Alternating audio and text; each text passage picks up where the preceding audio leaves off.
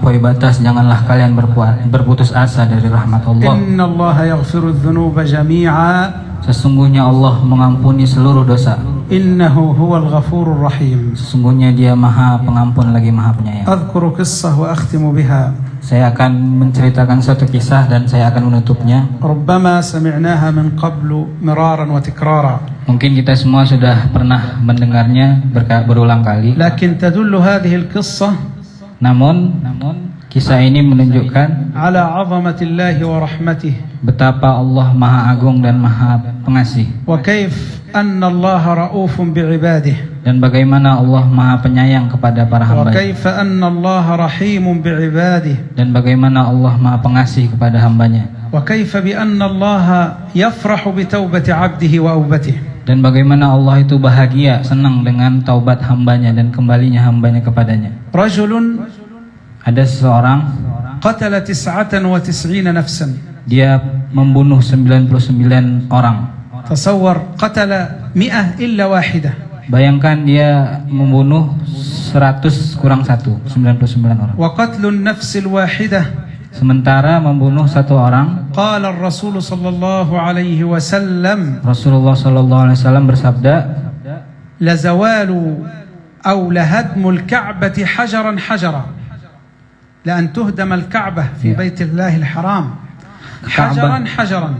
Ka'bah hancur satu persatu bataknya. تصور في هذا الحديث la an tuhdam al-ka'bah hajaran hajaran, Bahwa Ka'bah satu persatu dari batunya itu jatuh hancur, wa zawalu ad-dunya kulluha dan semua semesta ini hancur 'inda Allah di sisi Allah ahwan itu lebih ringan min iraqati dam imri'in muslim dari menumpahkan darah seorang muslim, li hurmati ad-dima'. karena betapa sucinya jiwa seseorang itu. تصور بأن من يقتل نفسا واحدة Bayangkan bahwa seorang yang membunuh satu orang, الله توعده ب5 عقوبات.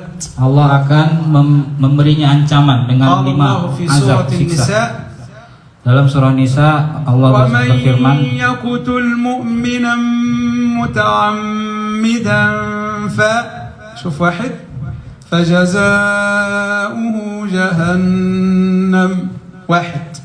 jadi siapa yang di dalam surah Nisa itu Allah menyebutkan siapa yang membunuh satu orang maka balasannya satu adalah 2 Jahannam. خالدا فيها. Yang kedua dia akan kekal di neraka Jahannam. 3 وغضب الله عليه. Ketiga dia mendapat murka Allah Subhanahu wa taala. 4 ولعنه. Keempat dia dilaknat oleh Allah. 5 وأعد له عذابا عظيما. Kelima dia dipersiapkan dengan siksa pedih oleh Allah Subhanahu wa taala. 5 عقوبات Ini adalah 5 siksaan لمن قتل نفسا واحدة. bagi orang yang membunuh satu orang. فما ظنكم بمن قتل 99؟ Lantas bagaimana dengan siksaan orang yang membunuh 99 jiwa? هذا الرجل بعدما قتل 99 نفسا Pria ini setelah dia membunuh 99 orang, أراد أن يتوب إلى الله dia pun ingin bertaubat kepada Allah. وأراد أن يرجع إلى الله عز Dia وجل. ingin kembali kepada Allah Subhanahu wa taala. فقال لأهل قريته Lalu dia berkata kepada penduduk kampungnya, دلوني على رجل صالح عالم لأتوب على يديه. tunjukkan aku seorang lelaki alim yang supaya aku mendatanginya bertaubat. فدلوه إلى Padanya oleh penduduk kampung kepada seorang abid, seorang لكنه ibadah, جاهل بأحكام الشريعة. ahlu ibadah tapi dia nggak tahu ilmu syariat. فقال السلام عليكم. Lalu dia berkata assalamualaikum kepada abid itu, seorang ahli ibadah. قال يا هذا هل لي عند ربك من توبة؟ Lalu dia bertanya kepada seorang ahli ibadah itu, apakah saya masih bisa bertaubat? العابد قال له ما ذنبك؟ ماذا فعلت؟ Ahli ibadah itu pun bertanya, apa dosamu? قال أنا قتلت 99 نفسا Dia berkata, aku membunuh 99 jiwa. ولكن أريد الرجوع والصلح مع الله. Namun aku ingin kembali dan berdamai هل kepada لي Allah عند SWT. ربك من توبة؟ Apakah saya masih bisa diterima taubatnya oleh Allah? فقفل العابد باب التوبة في وجهه. Lalu ahli ibadah itu mengatakan menutup pintu taubat di hadapannya. قال محال أن يقبل الله توبتك. Dia mengatakan mustahil bahwa Allah akan menerima taubat. قتلت 99 وتريد أن تتوب أنت في النار. Bagaimana engkau akan bertaubat 99 jiwa engkau telah bunuh? Engkau berada di neraka. قال يا ليس لي توبة قال لا. Lalu dia bertanya, apakah aku tidak ada lagi pintu taubat untukku? Kata ahli ibadah itu, tidak ada. فأخرج خنجره من جيبه وقتله أرداه في صدره وأكمل به. Karena dia marah, bila dibilang nggak ada lagi pintu taubat, dia pun mengeluarkan pisaunya lalu membunuh ahli ibadah itu. أكمل به 100 صار 100 نفر. Jadi berapa orang? 100 yang dia bunuh. فندم بعد ذلك ندما شديدا. Setelah itu dia nyesel lagi. قال بالله دلوني على رجل صالح عالم لأتوب على يديه. Lalu dia bertanya lagi, tunjuki aku seorang ahli ibadah tapi juga dia alim, tahu ilmu agama. قال هناك رجل في قرية ما يسمى كذا اذهب إليه وتب على يديه. Lalu dikatakan kepadanya, pergilah ke sebuah kampung di sana untuk bertaubat. حمل متاعه زاده. Dia pun membawa bekalnya, ثم انصرف. kemudian pergi. ثم وهو في طريقه إلى هذا الرجل العالم. Lalu di tengah jalan menuju ke tempat seorang لأنه كان في ulama قرية itu. بعيدة عن القرية التي كان يسكن فيها. Karena ulama itu berada di tempat yang jauh, di kampung yang jauh dari kampungnya. وهو في الطريق. Nah, saat dia berada di tengah jalan, تلقاه الله جل وعلا فمات. dia pun dicabut nyawanya oleh Allah Subhanahu wa taala. جاءته منيته انتهى أجله. تصور قبل أن يذهب للرجل العالم ليتوب على يديه مات في الطريق. Bayangin dia sedang menuju ulama untuk bertaubat, di tengah jalan dia meninggal. فلما مات جاءت عليه ملائكة العذاب. Lalu ketika dia meninggal, malaikat azab datang menemuinya. قالت إذن هو من نصيبنا لأنه مات وقتل 100 نفس. Malaikat azab itu, malaikat siksa itu mengatakan dia bagian dari kami. سيكتب من أهل النار. Dia akan ditulis, ditetapkan menjadi ahli neraka. فجاءت ملائكة الرحمة والمغفرة من جهة أخرى. Lalu datang malaikat rahmat dari arah yang berbeda. قالت لملائكة العذاب لا. Dia mengatakan malaikat azab, tidak. بل هو من نصيبنا نحن. Dia bagian dari kami. لأنه كان في نيته أن يتوب ويرجع إلى الله. Karena di niatnya, dalam hatinya dia berniat untuk bertaubat. الرسول صلى الله عليه وسلم يقول إنما الأعمال بالنيات. Rasul bersabda, innamal a'malu. هذا الحديث أول حديث يا أخوان في الأربعين النووية رواه سيدنا عمر رضي الله عنه بن الخطاب. Hadis ini disebutkan di Arba'in Nawawi, diriwayatkan oleh Umar. فاختلفت ملائكة الرحمة وملائكة العذاب.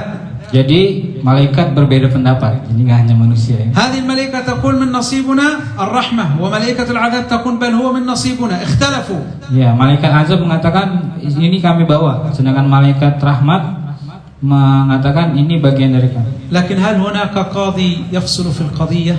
هل هناك محكمة؟ Jadi apakah ada pengadilan saat itu? هل هناك استئناف؟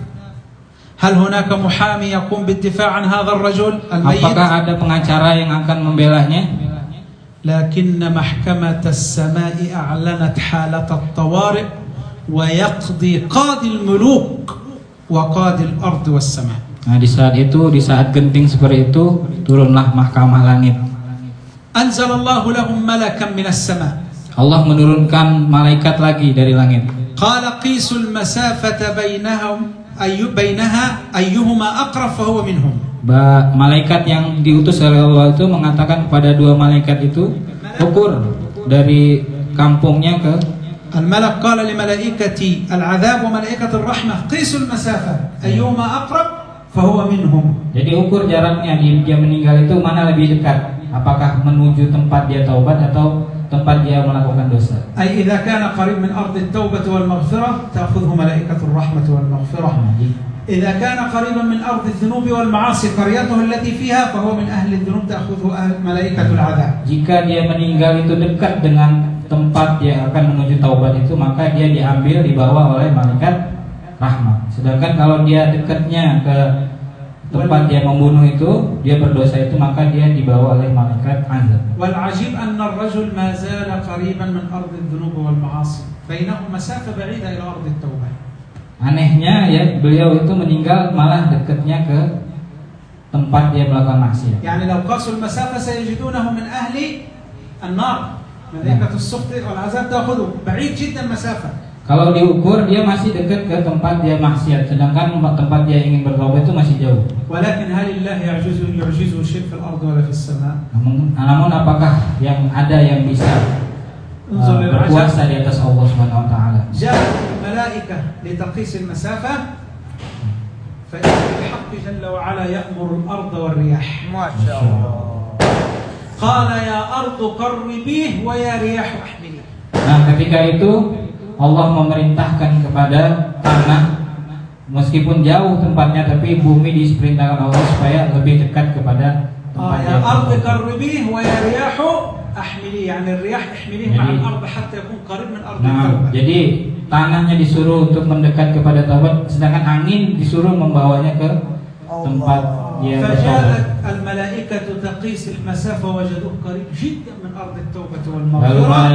Lalu malaikat mengukur lagi, ternyata dia lebih dekat, sangat dekat sekali dengan tempat yang bertobat. وأدخل بالعبد الجنة.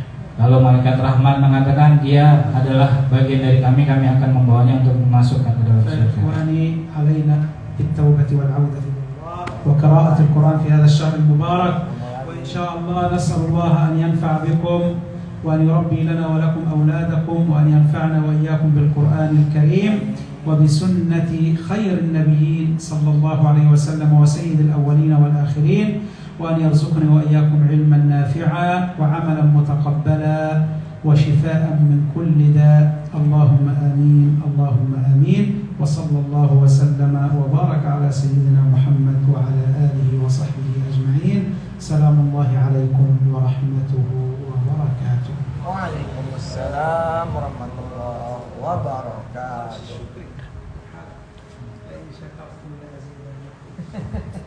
شكرا.